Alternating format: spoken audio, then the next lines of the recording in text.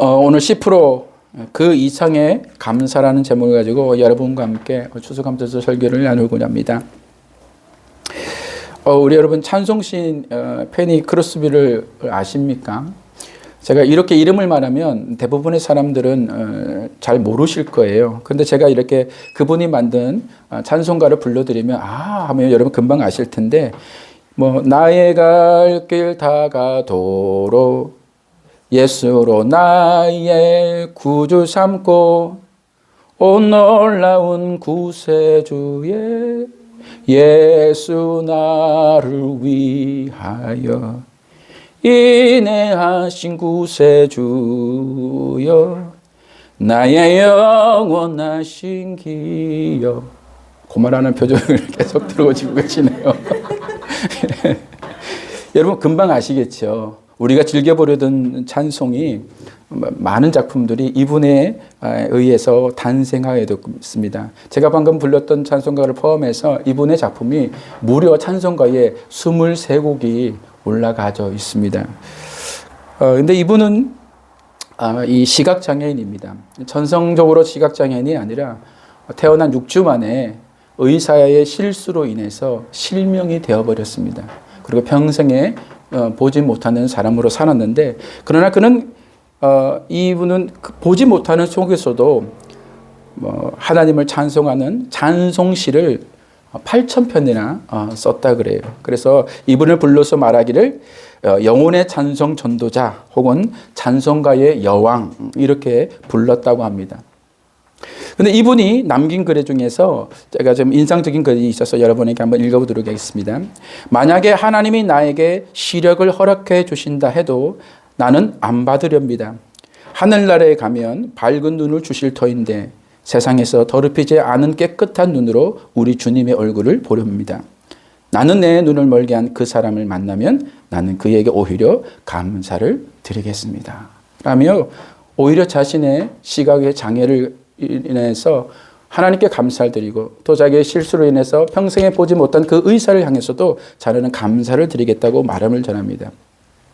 제가 설교를 준비하다가 감사가 이끄는 삶이라는 책을 보면서 이렇게 심각한 장애를 입고도 하나님을 찬양하는 몇 분의 사람들의 글들을 제가 보게 되었습니다. 먼저 호주의 닉 부이치라는 사람입니다. 이 사람은 1982년생입니다. 태어날 때부터 팔다리가 없는 아이로 태어났습니다. 자신의 몸이 너무 싫어서 8살 때에 자살을 시도합니다. 그런데 이 자살을 시도하는 중에 이 사람이 예수 그리스도를 만나게 됩니다. 그는 이렇게 고백합니다. 하나님은 내게 팔다리를 주시지 않으셨지만 하나님의 팔다리로 나를 사용하셨다. 여러분, 우리가 잘 알고 있는 이지선 님도 계시죠? 여러분, 이분은 23살 때에 이화여대 4학년 때에 교통사고를 통해서 빠져나오지 못해 차가 불이 나면서 몸 절반 이상을 3도 화상을 입으면서 아주 심각한 신체의 장애를 입게 되었습니다.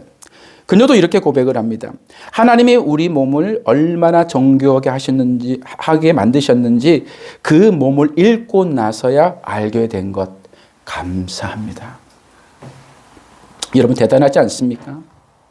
고통과 어려움 속에서도 하나님께 감사하고 하나님의 믿음에 대한 하나님의 믿음을 그들의 고백한다는 것이 사실은 쉬운 일 같지만 결코 쉬운 일은 아닙니다.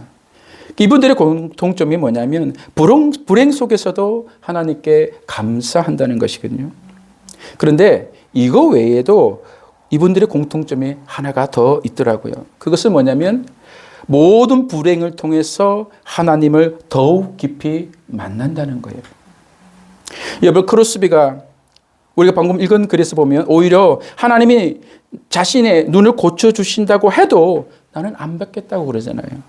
왜 그렇습니까? 불행 중에 만나신 하나님이 더 귀하기 때문이에요. 그래서 제가 생각 한번 해봤습니다. 감사라는 것이 과연 조건 충족에서 나오는 것인가? 특히 우리 그리스도인에게 감사란 무엇인가? 오늘 우리는 추수감사절을 보내면서 우리의 감사는 무엇인가? 아니, 무엇이어야 하는가에 대해서 오늘 저는 여러분과 함께 이 부분을 나누어 보려고 합니다. 오늘 본문은 우리가 그것을 생각하기에 볼 수 있는 아주 좋은 말씀입니다. 오늘 본문에 등장하는 이 인물은 앞에서 말한 사람들처럼 불행을 겪고 육신적인 고통과 어려움에 처해 있었지만 예수 그리스도를 만남을 통해서 그 삶이 놀랍게 변합니다. 그래서 어쩌면 우리에게 더욱 도전과 깨달음을 주는 사건일지 모릅니다. 예수님이 예루살렘을 향해서 가시면서 사마리아와 갈릴리 사이를 지나가시다가 한 마을에 들른 것으로 이 이야기는 시작됩니다. 그런데 그 마을 주변에 살던 10명의 이 나병 환자들이 예수님께서 그곳에 오신다는 소식을 듣고 마을 외곽에서 예수님을 뵈려고 서 있다가 예수님을 보고는 막 소리를 치고 있는 이야기입니다. 여러분은 잘 알고 계시듯이 성경에서 나병 환자는 부정한 병이라 그래서 마을 사람들과 함께 살지 못하고 마을 밖에서 격리되어 살아야 했습니다. 그러나 먹고는 살아야 했기 때문에 마을 주변에서 구걸 등을 하면서 그렇게 살아가고 있었다는 거죠. 근데 예수님이 이곳에 오셨을 때에 그들은 예수님이 온다는 소식을 듣고는 이 마을 주변에서 들어오지는 못하고 그 주변에서 예수님이 오시는 것을 그렇게 기다리고 있었다는 거예요. 이들은 아마 예수님께서 지금까지 이루셨던 수많은 기적들에 대하여서 들어서 알고 있었을 것입니다. 그래서 예수님을 만나면 그분이 우리의 병도 치유해 줄 수 있지 않을까 하는 기대감을 갖고 주님을 기다리고 있었죠.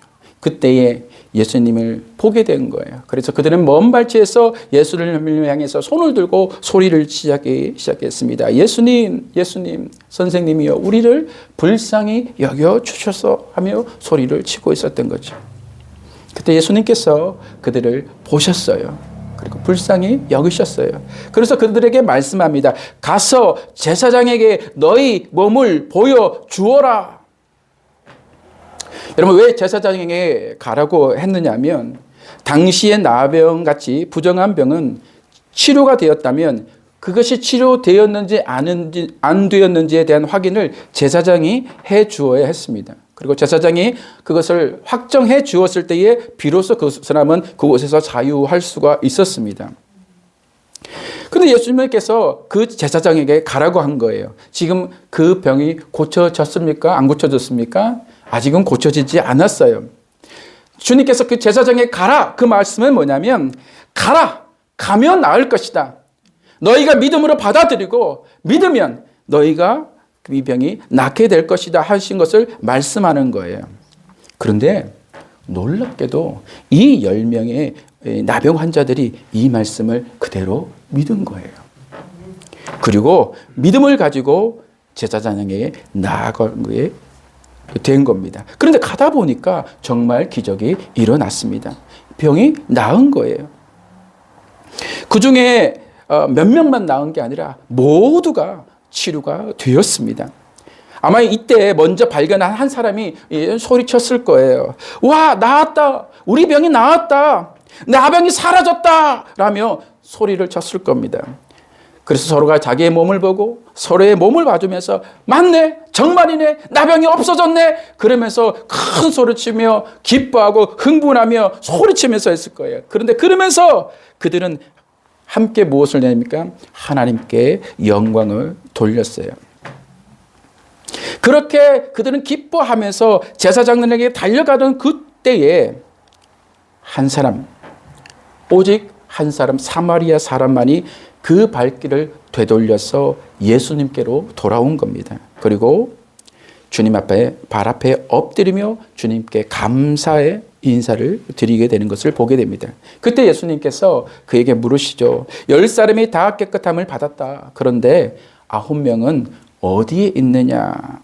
그리고 그 뒤에 아주 중요한 말씀을 하시는 것으로 오늘 이야기는 끝이 납니다.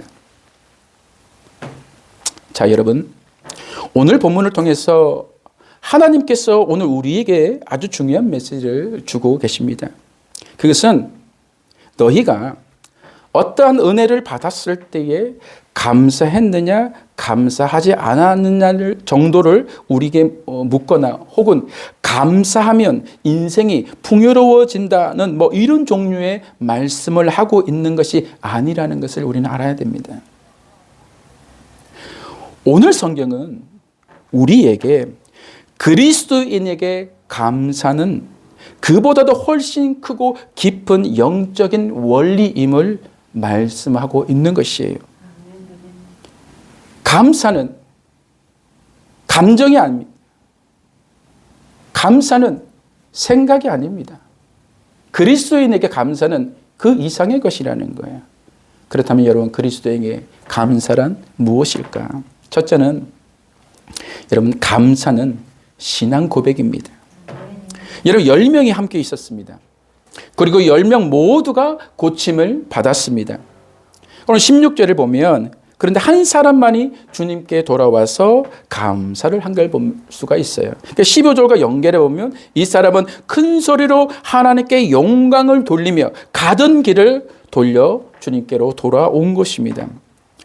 여러분, 이 말은 이 기적이 하나님께로부터 주어졌다는 사실을 그들이 알았다는 거예요. 그럼 의문이 하나 생기죠. 그 사실을 이 사람만 그렇게 알거나 이 사람만 그렇게 믿었단 말인가? 아닙니다. 아닙니다. 나머지 9명의 사람도 다 그렇게 모르진 않았을 거예요. 왜? 그들은 모두가 유대인들이거든요. 하나님을 믿는 사람들입니다. 이것은 전능하신 하나님의 능력이 아니고는 불가능한 일임을 그들은 모두가 알고 있었다는 거예요. 그래서 그들도 자신들이 나았음을 발견했을 때에, 그것을 나았다는 사실을 알았을 때에 이들도 이 돌아온 사마리아 사람처럼 똑같이 큰 소리로 하나님께 영광을 돌리며 하나님을 찬양을 했을 거예요. 그런데 이들과 돌아온 사마리아 사람과의 차이는 여러분 무엇일까? 무엇이 다를까? 그건 여러분, 그들은 거기서 멈췄다는 것이에요. 딱 거기까지만이었다는 거예요. 그리고 그들은 어디를 향했습니까? 제사장을 향해서 나아갔습니다. 그러나 또 여러분, 돌아온 이 사람은 달랐어요. 치유가 된 것을 보며 하나님께 영광을 돌리며 막 기뻐하고 찬양하는 중에, 그리고 제사장을 향해 함께 무리들과 함께 가던 중에 한 가지 깨닫게 되었어요. 그것이 뭡니까? 바로 그 예수는, 우리가 선생이가 불렀던 그 예수는 그는 그리스도시다는 사실을 알게 된 거예요. 그것을 깨닫게 된 거예요. 여러분, 이것이 달랐어요. 여러분, 예수님이 이 땅에 계실 때에 그분에게 가장 중요한 것은 무엇인 줄 아십니까? 그분이 가장 중요하게 생각하고 가장 중요하고 집중했던 사역이 무엇인 줄 아십니까? 그것은 바로 예수님 자신이 하나님이시고 하나님의 독생자이시며 그들이 그토록 기다리시던 메시아 그리스도이시라는 사실을 사람들에게 알리고 그들이 믿도록 하는 것이 예수님의 사역이었어요. 예수님은 계속 이것을 말씀하셨어요. 그리고 보여주셨어요. 성경의 말씀을 확인시켜가며 그들에게 그것을 증명해 보이셨어요. 얼마나 열심히셨는지요. 예수님이 때로는 여론조사도 하셨어요. 여론조사 하셨잖아요. 제자들에게. 얘들아, 사람들이 나를 누구라 그러더니? 그렇게 해서 물으시는 거예요. 그런데 사람들이 예수님께서 그토록 알리시도록 애쓰셨는데 사람들이 몰라. 믿질 않아. 뭐라고 얘기합니까? 저 세례 요한이라고 합디다. 어떤 사람은 엘리야라고도 합디다. 그것도 아니면 그냥 선지자 중에 하나라고 그렇게 말을 했디다. 그렇게 대답을 하는 거예요. 예수님께서 너무 답답하셔서 제자들에게 물었습니다. 그래, 그럼 너희는 나를 누구라고 생각하니? 그런데 아무도 선뜻 대답하지 않는 거예요. 어색한 침묵이 잠시 흘렀을 때에 베드로가 대답을 합니다. 주는 그리스도시요 살아계신 하나님의 아들입니다. 아멘. 그때 잠시 실망하던 예수님의 얼굴이 환하게 바뀌시면서 미소가 가득한 채 이 베드로에게 막 하나님께 주님의 마음을 쏟아내시는 거예요. 바요나 시몬아, 네가 복이 있다. 네가 이것을 알게 된 것은 하늘에 계신 하나님의 은혜이다. 그러면서 베드로에게 이름도 바꿔주시오. 너는 이제부터 베드로다. 반석이다. 너의 그 신앙 고백 위에 내 교회를 세우겠다. 이 교회는 음부의 권세도 이기지 못할 것이다. 말씀하시네. 그런데 그것만 말씀하시는 게 아니에요. 그리고 축복도 계속하세요. 네가 천국 열쇠, 내가 너에게 천국 열쇠를 주겠다. 네가 매면 하늘에서 매이고 네가 풀면 하늘에서도 풀릴 것이다. 라며 베드로에게 축복하시는 거예요. 여러분, 주님의 마음이 이 베드로의 고백으로 인하여서 얼마나 기뻐하시고 계신지를 여러분 머리에서 상상 한번 해보세요. 주님은 너무 그걸 기뻐하고 계세요. 그래서 베드로가 이 고백을 하자마자 기다렸다는 듯이 주님이 마구 축복을 쏟아내고 계신 거예요. 그런데 여러분, 이 고백을 이 사마리아 사람이 하고 있는 거예요. 여러분, 이 사람이 다른 이레들과 함께 놀라움과 감격과 흥에 겨워서 제사장에게 가던 중에 그 깨달은 것이 그겁니다. 그것이 증명하는 것이 뭐냐면 바로 19절이에요. 19절 같이 보면 뭐라고 그랬습니까? 주님이 가라, 내 믿음이 너를 뭐하였다고요? 구원하였다고 이렇게 말씀하십니다. 여러분, 주님께서 강조하고 말씀하시는 게 뭡니까? 믿음과 구원입니다. 여러분, 여기서 구원이라는 것은 육신의 구원이 말하는 게 아니에요. 그의 육신은 이미 조금 전에 치유되었습니다. 나병은 사라지고 없습니다, 지금. 그러면 이 구원은 무슨 구원입니까? 바로 영혼의 구원인 거예요. 생명입니다. 영생의 약속을 받은 것입니다. 그런데 여러분, 성경에는 구원받는 사람에 대한 하나의 원칙이 있어요. 로마서 10장 9절과 10절을 보면 이렇습니다. 같이 읽어보겠습니다. 네가 만일 내 입으로 예수를 주라 시인하며 또 하나님께서 그를 죽은 자 가운데서 살리신 것을 내 마음에 믿으면 구원을 받으리라. 10절요. 사람이 마음으로 믿어 의에 이르고 입으로 시인하여 구원에 이르니라. 여러분, 성경의 논리는 언제나 분명합니다. 구원은 예수 그리스도를 믿어야 합니다. 그리고 입으로 시인해야 되는 줄 믿습니다. 그래야 구원을 받습니다. 그러면 구원을 받습니다. 근데 예수님께서 이 사람에게 뭐라고 말합니까? 와줘서 고맙다. 내 공로를 인정해서 너 참 감사하다. 이렇게 말하고 있지 않습니다. 주님은 뭐라고 합니까? 내가 내 믿음이 너를 구원하였다고 주님께서 말씀하고 있는 겁니다. 무슨 말씀입니까? 그가 믿었다는 거예요. 비록 그가 지금 이곳에 주인의 우리의 어떤 고백에 담겨져 있지 않지만 그가 나와서 했던 그 모든 행동과 그의 말 속에, 그의 마음 속에는 주님이 그리스도이시라는 사실을 마음으로 믿고 입으로 시인했다는 거예요. 그래서 예수님께서 그가 구원받았다고 인정하여 주고 계신 줄 믿습니다. 여러분, 아직 십자가에서 이 일을 이루어지지 않으셨지만 이 사람은 이미 십자가의 아래에 놓인 사람이 된 줄 믿습니다. 그리스도의 보혈로 죄 씻음을 받은 사람인 줄 믿습니다. 할렐루야. 주님께서 그것을 말씀하고 있는 거예요. 이 사건 속에 감춰져 있는, 이 사람의 행동 속에 감춰져 있는 진실은 그가 예수 그리스도를 만났다는 사실입니다. 여러분, 제가 여러분에게 계속 말씀하는 바가 무엇인 줄 아시겠습니까? 오늘 설교의 핵심은 하나님께 드리는 감사는 감정이 아니라 영적이라는 사실입니다. 이 돌아온 사마리아인은 단지 내가 고침받았기에 감사로 인사하러 온 것이 아니에요. 그는 놀라운 깨달음을 가지고 예수님께 신앙 고백을 가지고 주님 앞에 나와 그 신앙 고백을 하고 있는 것입니다. 물론 기쁘죠.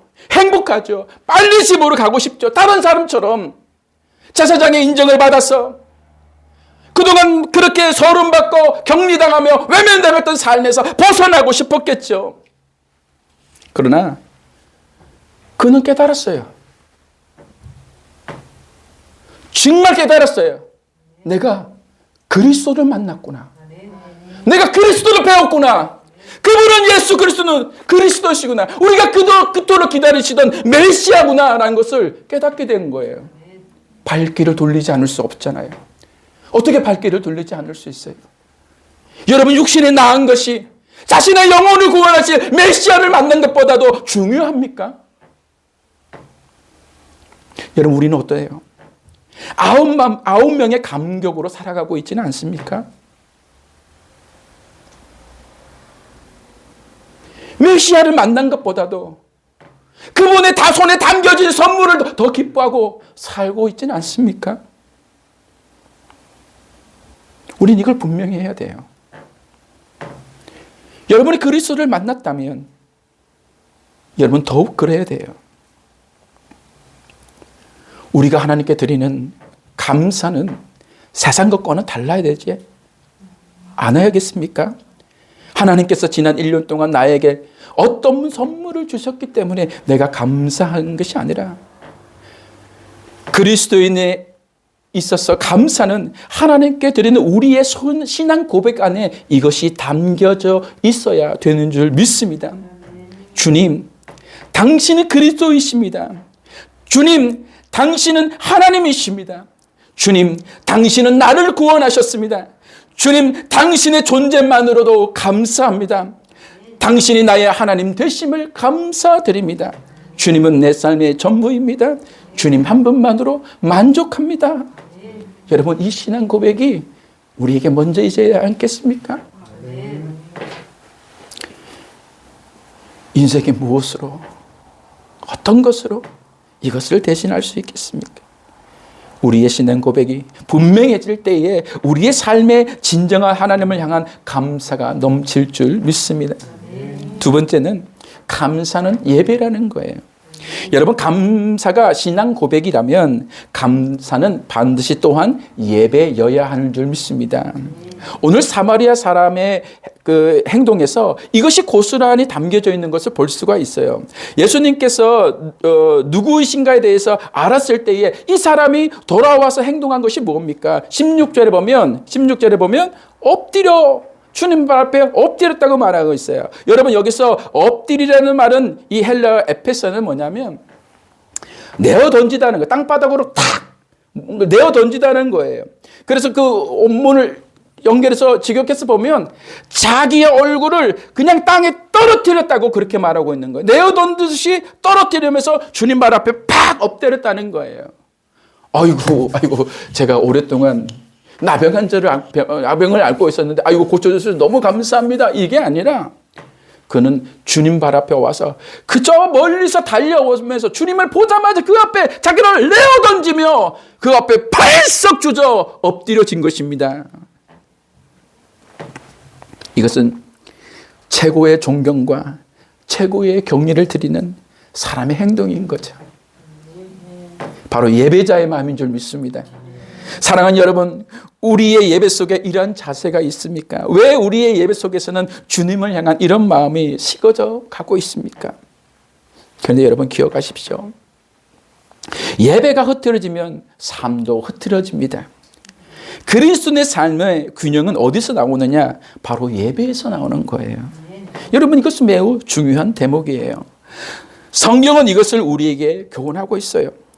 예배가 무너짐으로 인해 삶도 무너진 사람의 예가 성경에 여러 사람이 나왔습니다. 그런데 그 중에서 가장 선명하게 드러나는 사람이 저는 야곱이 아닌가 생각합니다. 창세기 35장 1절로 한번 가봅시다. 여러분 1절을 한번 같이 읽어보겠습니다. 시작. 하나님이 야곱에게 이르시되 일어나 베델로 올라가서 거기서 거며 내가 내 형 에셉엿을 비하여 도망하던 때에 내게 나타났던 하나님께 거기서 제단을 쌓으라 하신지라. 여러분, 이 구조를 이해하려면 앞의 상황들을 좀 더 이해를 해야 됩니다. 야곱이 형을 피해 바다나름으로 갔습니다. 도망하던 야곱에게 하나님께서 나타나셨죠. 사다리의 환상을 보여주며 그가 돌아올 것이라고 하나님께서 말씀을 하십니다. 또한 하나님께서는 그가 돌아오는 그 기간에 함께 동행하시며 그를 보호하실 것이라고 약속하십니다. 야곱은 그곳에 돌을 세우고 기름을 부으며 그곳을 베델이라고 이름합니다. 그리고 하나님께 서원하죠. 창세기 28장 20에서 22절을 보면 그의 서원이 나와 있죠. 핵심은 이겁니다. 하나님께 돌아오면 내가 하나님을 예배하겠습니다 하는 것입니다. 그리고 그는 정말로 세월이 흘러서 돌아오게 되었습니다. 그리고 오는 길에 하나님의 은혜로 가장 난제였던 형 에사와의 화해하며 무사히 돌아올 수 있었습니다. 이제 하나님은 그와의 모든 약속을 지키신 거예요. 그런데 여러분, 야곱은 하나님과의 약속을 기억하지 않아요. 그리고 어디로 갑니까? 세겜으로 갑니다. 왜냐? 세겜이 살기가 좋았거든요. 그것은 풍요로운 곳이었거든요. 누가 봐도 살고 싶은 곳이었거든요. 베델보다 너무 좋은 것이었거든요. 그래서 그곳으로 간 거예요. 그 결과가 어떻게 되었습니까? 그 결과가 바로 34장입니다. 딸 디나가 강간을 당하고 그것 때문에 그의 아들 레위와 시몬이 사람들을 속이고 복수의 칼을 휘둘러서 그곳 남자들을 모두 죽이는 사륙을 벌립니다. 이 일로 인해서 야곱은 인생에서 아주 큰 세 번째 위기를 맞이하게 되죠. 그래서 온 집안이 지금 죽게 되었습니다. 자, 여러분 보세요. 이 사건, 30사건의 사건은 야곱이 고향인 이 가나안으로 들어온 지 10년이 지난 때의 사건이에요. 이 기간 야곱은 하나님과의 약속도 있고 또한 하나님도 잊어버렸어요. 그가 마지막으로 하나님께 예배를 드린 것은 성경의 기록을 보면 33장 20절입니다. 그러니까 여러분, 33장과 34장은 무려 약 10년 이상의 어떤 시간적 차이가 있는 거예요. 그 기간 동안 이 야곱은 자신과의 약속을 지켜주신 하나님을 예배하지 않았다는 거예요. 여러분, 무려 10년이에요. 무려 10년 동안 그는 그의 기억 속에서 모두 이 사실들을 잊어버리고 있었다는 거예요. 베델에서 하나님께서 자신에게 나타나신 것도, 밧다라름에서 이룬 큰 성공을, 그 성공을 거두게 하신 것도, 형 에서의 위협으로부터 지켜주신 것도, 그리고 자신이 무사히 고향으로 돌아오게 하신다면 하나님을 예배하겠다던 그의 모든 약속을 그는 잊어버렸어요. 그는 하나님께서 자신에게 하신 일들을 돌아보지 않았어요. 그리고 기억하지 않았어요. 여러분, 기억하지 않았기 때문에 예배할 수가 없었어요. 여기서 우리가 야곱과 오늘 본문에 나오는 사마리아인의 매우 다른 점을 보게 돼요. 이 사마리아 사람은 기억을 했습니다. 자신에게 가라, 제사장에게 보이라 하셨던 예수님을 기억했습니다. 그분이 고쳐주셨음을 기억했습니다. 그래서 되돌아왔습니다. 그분의 은혜에 감사하기 위해서 되돌아왔습니다. 그래서 그분 앞에 엎드려 예배한 것입니다. 경배한 것입니다. 여러분, 그것이 바로 감사했다는 말속 안에서 여러분 명확하게 드러나고 있어요. 17장 16절에 보면 감사했다 이 말이 나오는데요. 이 헬라어를 보면 이 감사했다는 말이 뭐냐면 유카리스톤입니다. 원형은 유카리스테오입니다. 이게 감사하다는 말인데요. 이건 합성어예요. 유는 뭐냐면 앞에 부르는 유는 뭐냐면 매우, 그다음에 좋은, 잘, 좋게 하는 이 베리의 의미를 갖고 있는 거예요. 그런데 그 뒤에 붙은 말이 뭐냐면 카리스입니다. 여러분, 카리스가 뭡니까? 은혜입니다.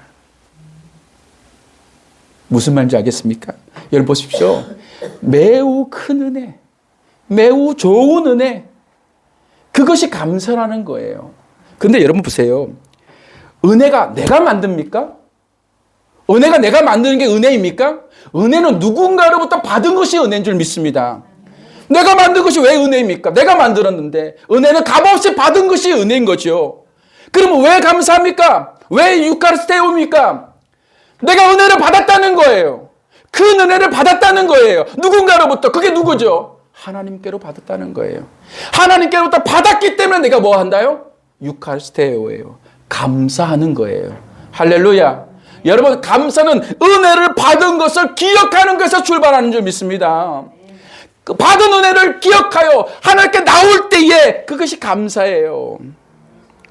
여러분, 은혜를 잊으니까 예배가 안 되는 거예요. 은혜를 잊으니까 감사가 안 나오는 거예요. 예배가 무너지는 겁니다. 그러니까 그 결과가 뭡니까? 창세기 34장이 나오는 거예요. 여러분, 예배가 드려지 않았기 때문에 뭐 그런 어떤 험난한 일을 당했다. 제가 그 말을 하는 게 아니에요. 여러분 보십시오. 영혼이 잘 될 때에 범사가 잘 되는 것이 하나님 사람에게 이루어지는 성령의 법칙인 줄 믿습니다. 세상 사람들이 어떻게 사는 것이 그게 무슨 상관이 있습니까? 하나님의 가슴은 하나님의 사람입니다. 영혼이 잘 되지 않는데 범사가 잘 된다고요? 그건 하나님의 방식이 아니에요. 그건 하나님이 기뻐하는 방식이 아니에요.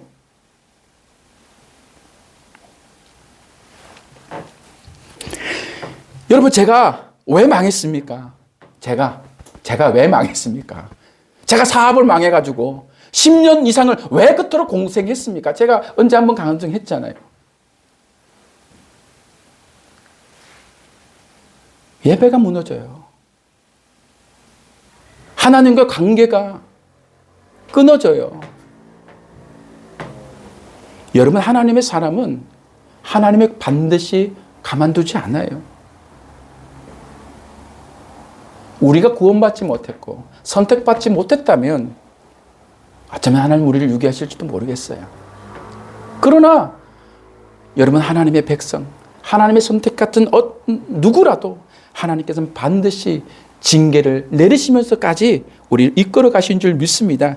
여러분, 그게 34장이에요. 그래서 예수님께서 그래도 이 세겜에서 정신 못 차리고 있으니까 야곱이 주님께 하나님께서 직접 나타나셨어요. 그래서 하신 말씀이 뭐예요? 그게 35장 1절이에요.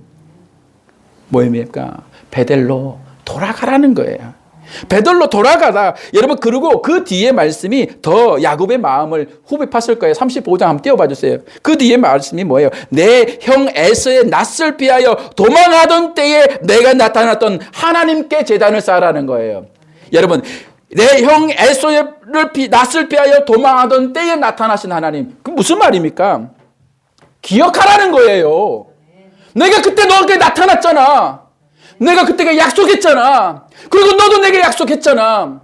그 삶을 인도하셨던 그 하나님은 어디 갔냐고 지금 야곱에게 묻는 거예요. 야곱아, 10년 동안 네가 나를 잊고 살고 그 세계 풍요로움에 쩔어서 살면서 하나님을 잊고 사는 너에게 시련과 어려움이 고난이 찾아온, 그것은 내가 너를 부르짖는 또 다른 신호다. 그러니 야곱아, 너는 베델로 돌아가고 라고 주님께서 말씀하고 있는 줄 믿습니다. 여러분, 우리에게 하나님께서 말씀하고 있는 거예요. 예배자가 되어라. 그리고 기억해라. 네가 이 은혜를 입었을 때에, 네가 예수를 만났을 때에, 내가 예수님을 영접하여 내 삶이 변하던 그때에, 그때로 돌아가라고 주님께서 말씀하고 있는 거예요. 여러분, 왜 예수 믿고 하나님의 자녀가 되었는데 예수님을 모르는 사람처럼 살고 있느냐고, 지금 왜 세상처럼 사람처럼 그렇게 사느냐고 주님께서 우리에게 묻고 있는 거예요. 너는 하나님의 사람이다. 하나님과 떨어져 살 수 없는 사람이다. 그러니 하나님과 연결된 자리, 바로 예배의 자리로 돌아가라고 주님께서 말씀하고 있는 줄 믿습니다. 여러분, 돌아오십시오. 가던 길을 돌이키십시오. 그러니까 예수님 앞에 나오시기를 주님의 이름으로 부탁합니다. 여러분의 그 달려가는 것이 세상에 여러분 만족을 줄 수 있는 세상의 어떤 곳을 향해서 달려가는 것이 아니라 내가 영원한 생명을 주시고 은혜로 나를 구원하신 그 예수님 앞에 내 삶을 다시 들어주시기를 주님의 이름으로 축원합니다. 하나님과 관계 끊어진 연결, 하나님과 소원해진 연결의 고리를 다시 견고히 세움을 통해서 나와 하나님이 다시 하나 되는 놀라운 은혜를 여러분 경험하는 그 삶이 되어지기를 주님의 이름으로 축원합니다. 마지막은 이겁니다. 감사는 삶이다. 여러분, 마지막으로 우리에게 살펴볼 것이 이것인데요. 그리스도를 만난 사람의 삶의 태도에 관한 것입니다. 우리는 앞에서 주님을 만난 구원받은 것이 가장 큰 감사라는 것을 살펴봤죠. 그리고 감사하는 사람은 반드시 하나님과 연결된 삶을 살아야 하는 것도 살폈습니다. 자, 그럼에도 우리는 삶에서 만나는 풍포와 고난을 만나게 된다는 거예요. 시련은 늘 찾아오고 있다는 거예요. 어쩌면 여러분 중에는 그 시기에 놓여 있는 분들도 있을 수 있습니다. 그렇다면 우리는 그때는 어떻게 살아야 할까? 여러분, 답은 명확합니다. 그래도 계속 주님을 바라보고 예배하십시오. 그것이 성경의 결론인 줄 믿습니다. 여러분 보세요. 주님은 자신에게 엎드려서 이 경배한 이 사마리아인에게 놀라운 축복을 주세요. 그런데 그 축복이라는 것이 우리가 기대했던 그런 것들이 아니에요. 건강한 삶에 대한 약속이 아니죠. 이제 내가 부자로 살게 될 것이라는 약속도 아니죠. 네가 무병장수하며 그렇게 살게 될 것이라는 약속도 아니죠. 주님의 약속은 명확했습니다. 구원입니다. 천국의 약속을 주셨어요. 여러분 이것보다 가치 있는 것이 있습니까? 있다면 제게 말씀 좀 해주세요. 제가 제 생명을 다해서라도 저는 그것을 사야겠습니다. 네, 그런데 저는 잘 모르겠어요. 혹시 제가 더 알아야 할 것이 있습니까? 여러분 없어요. 영생의 약속보다 더 큰 것이 어디에 있겠습니까? 돈이 좀 없으면 어떻습니까? 건강이 좀 나쁘면 어떻습니까? 자식이 남편이 좀 썩썩이면 어떻습니까? 삶의 공고함이 찾아오면 좀 어떻습니까? 그것이 천국의 약속보다 더 중요합니까? 그것이 더 큽니까? 그럴 수 없다는 거예요. 우리는 그 너무 잘 알잖아요. 허니 우리는 이미 받은 구원의 은혜로 감사해야 될 줄 믿습니다. 그런데요, 주님께서는 더 놀라운 것은 여기서 끝내지 않으셨다는 거예요. 그것이 뭐냐면 주님은 자비하셔서 우리 삶에도 복을 주신다는 거예요. 그게 뭐냐면 창세기 35장의 결론이 바로 그거예요. 35장 9절입니다. 같이 한번 읽어보겠습니다. 시작. 야곱이 밧담 안에서 돌아오매 하나님이 다시 야곱에게 나타나서 그에게 뭘 주시고요? 복을 주시고. 할렐루야. 10년 동안 끊어져 있어서 험난한 세월을 보낸 야곱에게 하나님께서 다시 나타나오셔서 그에게 베델로 돌아가라, 그곳에 제단을 쌓으라 말씀하신 후에 야곱이 돌아가서 하나님께 예배하고 제단을 세웠더니 뭐라고요? 하나님께 다시 나타나셔서 야곱에게 뭘 주셨다고요? 복을 주셨다고 말하고 있지 않습니까? 여러분, 우리가 하나님과 연결되어 살아갈 때에 하나님은 당신의 자녀에게도 삶에도 이런 복을 주실 줄 믿습니다. 문제는 우리예요. 우리가 하나님께 돌아가야 된다는 거예요. 그러면 영생은 하나님은 영생과 복과 이 땅의 삶에 우리의 필요한 모든 것들을 채워주시는 분이세요. 그걸 믿으세요. 그러면 하나님께 맡기면 하나님께서 그것을 인도하실 것이라는 것을 여러분 믿으시기를 부탁드립니다. 여러분 기억하십니까? 이 사마리아인은 처음에는 자기의 질병, 즉 고통 때문에 소리쳤습니다. 그렇죠? 보면 띄워봐 주시면 처음에 13절에 뭐랍니까? 소리를 높여 이르되 예수 선생님이여 불렀습니다. 그때 처음에 소리를 부르는 것이 뭡니까? 삶의 고통의 문제죠. 삶의 아픔의 문제죠. 고난의 문제죠. 그것 때문에 소리를 쳤어요. 하나님 내 병 고쳐주세요. 내 병 고쳐주세요 하는 소리를 질렀다는 거예요. 그런데 15절을 예수님을 만나고 나니까 주님의 은혜를 입고 나니까 그의 소리가 어떻게 바뀌었어요? 그들은 여전히 큰 소리를 칩니다. 그러나 그 소리는 이제 주님 나 좀 고쳐주세요가 아니라 하나님께 영광을 돌리는 소리로 바뀐 줄 믿습니다. 주님 앞에 엎드리지는 모습으로 바뀐 줄 믿습니다. 여러분 우리도 바뀌어야 됩니다. 인생이 공고할 때에 우리가 어려울 때만이 아니라 우리에게 주신 은혜를 기억하며 하나님께 큰 소리로 감사해야 될 줄 믿습니다. 우리는 이미 받은 자입니다. 주님을 만난 자입니다. 하나님의 은혜를 기억하십시오. 그리고 되돌아오십시오. 그분께 감사하십시오. 이 은혜는 아무에게 주어지는 것이 아닙니다. 10분의 사람입니다. 그러나 그 은혜는 그 이상의 것인 줄 믿습니다. 상상할 수 없는 은혜, 그 감사로 하나님께 영광을 돌릴 수 있는 우리가 되기를 주님의 이름으로 축원합니다. 우리 함께 이 찬양을 드렸으면 좋겠습니다. 가사를 묵상하면서 우리의 인생 1년의 삶을 돌아보며 하나님과의 관계 속에서 나는 누구인가를 돌아보며 함께 이 찬양을 하나님께 드립시다. 오늘 숨을 쉬는 것 감사, 나를 구원하신 것 감사, 내 뜻대로 안 되고 주가 인도하신 것 모든 것 감사, 내게 주신 모든 것, 내게 주신 모든 것 감사, 때론 가져가심도 감사함. 내게 고난 주셔서 주 뜻 알게 하신 것 모든 것 감사. 주님 감사해요. 주님 감사해요. 내가 여기까지 온 것도 은혜입니다. 주님 감사해요. 주님 감사해요. 나를 사랑하신 주 사랑 감사합니다. 항상 주 안에 있음 감사. 항상 주 안에 있음 감사. 참된 소망 주심도 참된 소망 주심도 감사.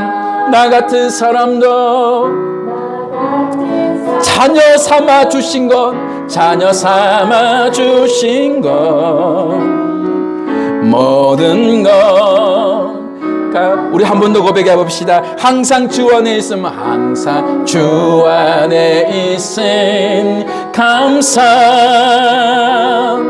참된 소망 주심도 감사. 나 같은 사람도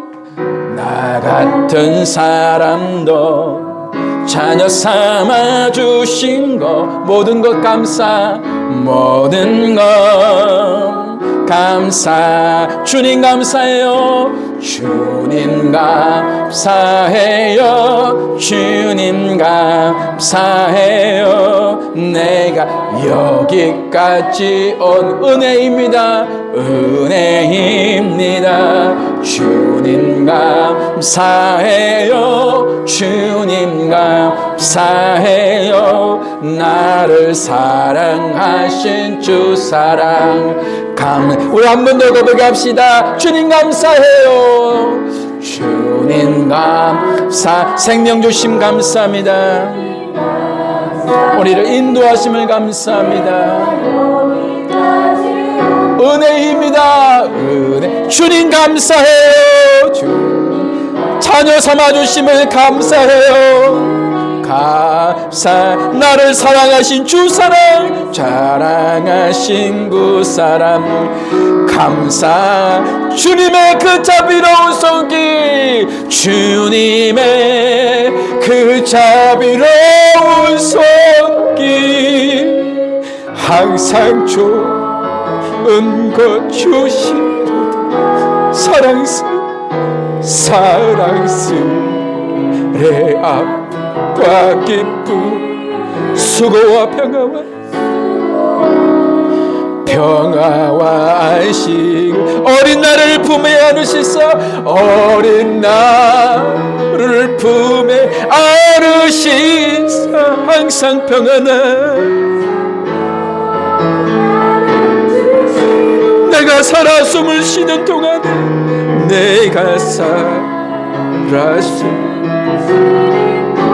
살피신다 약속하시는 나 약속할 내 주님의 도우심 바라보며 주님의 도우심 바라 모든 어려움 이기도다. 흘러가는 순간순간마다 흘러가 순간 주님 약속 새겨봅니다. 주님 약속 한 번 더 고백합시다. 주님의 도우심 바라보며 주님의 도우심 바라 모든 어려움을 이기도다. 어려움이 흘러가는 순간순간마다 흘러가는 순간 오늘 우리가 함께 기도합시다. 말씀을 붙들고 기도할 때에 내가 주님 앞에 주님이 나를 자녀 삼아주시고 나를 구원하여 주심을 감사합니다. 예배자가 되게 하여 주시옵소서. 하나님과 연결되게 살게 하여 주시옵소서. 주님 따라 살지 않게 도와주시옵소서. 고난과 어려움이 있더라도 주님만을 바라보게 하옵소서. 주님의 이름으로 우리 함께 기도합시다. 주여, 아버지 하나님 감사합니다. 하나님 아버지, 우리의 삶의 순간순간 인도하시고 우리의 모든 걸음을 인도하신 주님을 찬양하며 주님을 높여드립니다. 나를 구원하신 그것만으로도 하나님 아버지 무엇으로 비교할 수 있습니까? 내게 생명 주신 그 은혜에 무엇으로 대신하여 하나님 아버지 감사할 수 있겠습니까? 내가 얻은 것이 하나님 아버지 가장 귀한 보석이고 보물입니다. 하나님, 주님 안에서 주신 이 구원 안에서 하나님께 감사하며 강력한 삶 살게 도와주시옵소서. 하나님 아버지, 때로는 우리가 물질의 없음을 통하여, 건강의 약함을 통하여서 가정의 문제, 자녀와 남편과 삶의 문제로 인해서 불평하고 원망하는 우리를 용서하여 주시옵소서. 하나님 주시는 은혜 안에서 주신 모든 사랑들을 바라보며 하나님 아버지, 우리가 강력한 은혜에 도와주시고, 때로는 그것이 없다 할지라도 하나님 앞에 영광과 감사를 드리는 우리의 삶이 있게 하여 주시옵소서. 그래 주님과 연결되어 영원히 주님을 찬양하며 영원히 주님을 높이며 영원히 주님을 송축하는 우리의 삶이 될 수 있도록 인도해 주시옵소서. 아버지 감사합니다. 우리에게 생명 주신 이것만으로도 우리는 주님 앞에 감사밖에 드릴 것이 없는 존재임을 고백합니다.